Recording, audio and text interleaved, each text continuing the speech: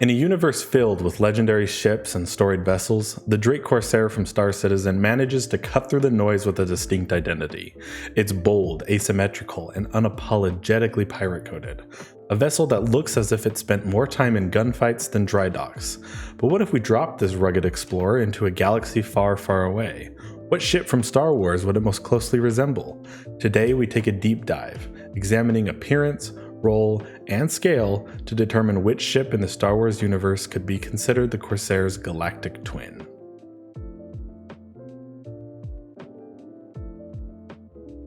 Let's start with visuals. Because the Corsair doesn't just look different, it feels different. Its asymmetry, collapsing wings, and exposed mechanical elements create an aesthetic that's not just rugged, but intentionally menacing. Built by Drake Interplanetary, the Corsair resembles a flying skeleton with guns. Practical design infused with menace and flair. Its closest visual cousin in Star Wars, the BT-7 Thunderclap from the Old Republic, a military assault vessel used by elite Republic commandos. The Thunderclap shares several striking design elements: a wide front hull, deployable wings, forward-mounted cannons, and the kind of silhouette that says, "We didn't come to negotiate." Consider the similarities. Both ships adopt a low, broad-shouldered stance when landed. Wing structures articulate for flight versus landing profiles, and exposed mechanical systems and heavy-duty plating dominate the visual language. Yet, the distinctions matter. The BT-7 is a military tool. Boxy, armored, utilitarian. It feels like a bunker with boosters. In contrast, the Corsair has a more feral stance, not designed just to defend, but to hunt. If the BT-7 is a flying pillbox, the Corsair is a steel-clad raptor. Still, when viewed side by side, the resemblance is undeniable. The Thunderclap may be larger and more heavily armored, but in form and function, it feels like a distant cousin, maybe even a prototype left too long in the wild.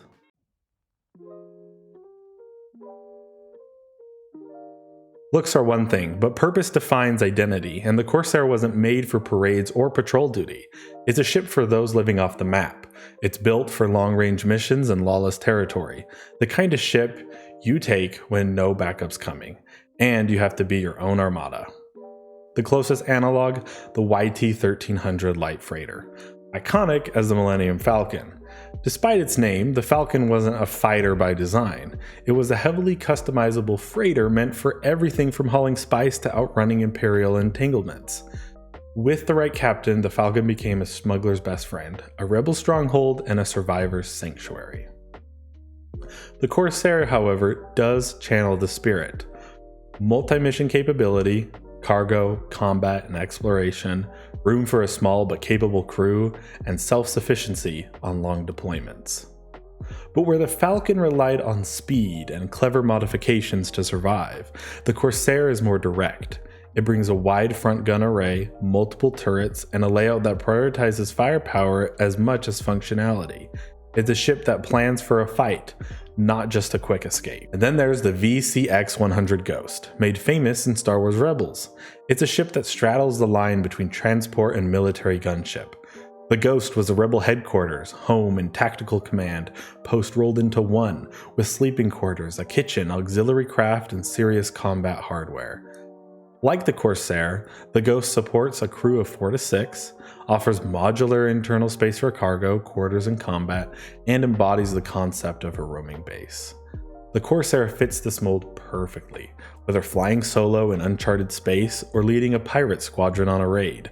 It's a vessel that reflects independence, adaptability, and resilience.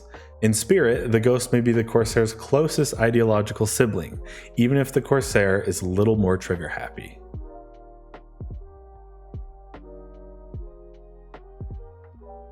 When it comes to size, the Corsair stands tall among mid-tier ships.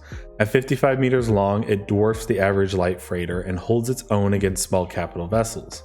So which Star Wars ship lands in the same weight class? Let's start small. The YT-1300, too short, at just over 34 meters.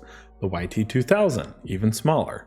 These are great for one-man crews and quick jobs, but the Corsair is meant for more ambitious operations. Now I'm going to murder this, but enter the Kom'rk-class fighter transport favored by Mandalorians. At 52.3 meters, it closely matches the Corsair in length. Its vertical wing design, aggressive fighter forward profile, and capacity for troops make it a natural comparison, especially when deployed in guerrilla combat or fast strike missions. But when it comes to interior space, the Gozanti-class cruiser is arguably the better match.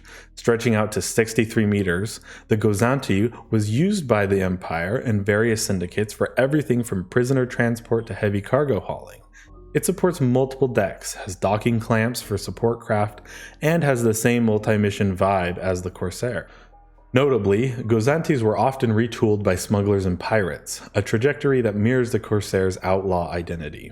Structurally, it offers a larger internal bay for vehicle storage or additional crew, multi-desk access for modular interiors, and durable hull design and configurable armaments.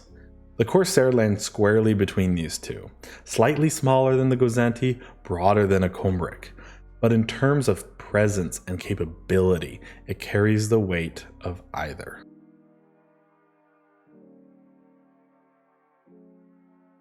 So which ship best combines all three metrics: looks, role, and size?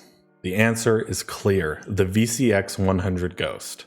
Despite being slightly smaller than the Corsair, the Ghost embodies everything the Corsair stands for. Long-range capability with extended living accommodations, strong defensive and offensive capabilities, multi-role utility from piracy to exploration. Where the Corsair is asymmetrical and menacing, the Ghost is compact and clever, but the mission is the same: survive alone, make your mark, and bring your crew home safe. Both vessels are built for those who don't wait for orders, they make them. If the Falcon is the street racer and the Thunderclap is a tank, the Ghost, like the Corsair, is a mobile hideout with teeth. The Drake Corsair may be a child of Star Citizen, but it would be right at home among the stars of Star Wars. Whether cutting through asteroid fields or slipping past Imperial patrols, it has the heart of a rogue, the bones of a survivor, and the teeth of a warship. In the end, it doesn't just resemble ships like the Ghost or the Falcon, it belongs among them. In any galaxy, it would be feared, respected, and remembered.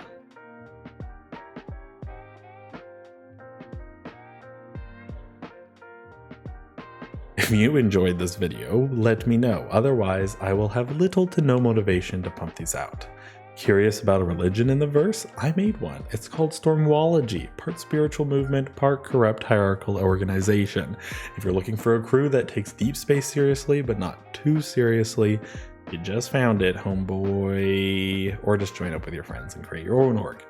Subscribe for more hot takes, starship crossovers, and the kind of content even the UE frowns upon. Praise the Stormwalls. I'll see you in the black.